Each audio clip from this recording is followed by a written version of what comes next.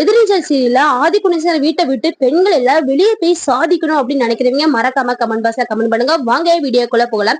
பெண்கள் எப்பவுமே நாங்க வீட்டை விட்டு போயிருவோம் அப்படின்னு சொல்லுவாங்க. ஆனா இப்ப விசாலாச்சி என்ன சொல்றாங்க அப்படின்னா, நீங்க எல்லாம் வீட்டை விட்டு போங்கடி, ஆதிகுணேசரை இந்த வீட்டுக்குள்ள வர முடியல, என்னோட பையனையும் வீட்டுக்குள்ள வர விடாம இருக்கீங்க, அது மட்டும் இல்லாம என் பையன் கெட்டின ராஜ்யம், அந்த வீட்டுக்குள்ள நீங்க அவனை விட மாட்டேங்க, நீங்க இந்த வீட்டுல இருக்கக்கூடாதுடி அப்படிங்கிற மாதிரி சொல்லுவாங்க. ஆனா நம்ம ஜனனி என்ன சொல்லுவாங்க அப்படின்னா, அதை நீங்க சொல்லக்கூடாது, அது எங்களோட முடிவு, அது நாங்க எடுக்க வேண்டியது, நீங்க போர் சொல்றதுக்கும் வான்னு சொல்றதுக்கும் நாங்க நாயோ பேயோ கிடையாது அப்படிங்கிற மாதிரி ஜனனி வந்து பேசிட்டு இருக்காங்க.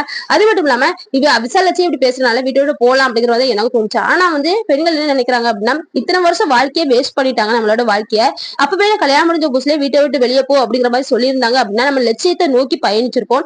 இத்தனை வருஷத்தை கணக்க வச்சுட்டு இப்ப நீ வீட்டை விட்டு போ, நீ போய் சாதிக்க வேண்டியது சாதி அப்படின்னு சொன்னா அது எப்படி அப்படிங்கிறத நம்ம ஜனனி வந்து யோசிக்கிறாங்க, பேசவும் செய்றாங்க. இந்த வீட்டுல இருந்து சாதிக்கிறதா பெரிய விஷயமா இருக்கும் நம்ம ஜனனிக்கும் மற்ற வீட்டுல இருக்க பெண்களுக்கும்.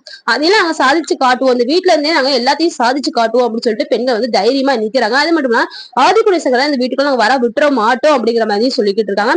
ஆதிகுணேசன் ஒரு பக்கம்னா, இந்த வீடு நான் எவ்வளவு கஷ்டப்பட்டு கட்டினேன், என்னோட ராஜ்யத்துக்குள்ள என்னையே போக விட மாட்டேங்காங்களே அப்படின்னு சொல்லிட்டு கோவத்துல இருக்காங்க. அது மட்டும் இல்லாம நம்ம ஆதிகுணேசன் அந்த வீட்டுக்குள்ள வர வைக்கிறக்காண்டி நிறைய திட்டங்கள் பண்ண போறாங்க, நிறைய சூழ்ச்சிகள் பண்ண போறாங்க. அடியே நம்ம ஜனனியை தான் அடிக்கணும், ஜனனி தான் எல்லாரையும் தூண்டி விட்டுட்டு இருக்கா அப்படின்னு சொல்லிட்டு இருக்காங்க. நம்ம ஜனனிக்கு அடிமேல் அடி விழ போகுது. அதையும் தாண்டி எப்படி நம்ம ஜனனி வந்து மற்ற பெண்களையும் அவ வாழ்க்கையும் காப்பாத்திக்கிறா அப்படிங்கறத நம்ம அடுத்தடுத்து பார்க்கலாம்.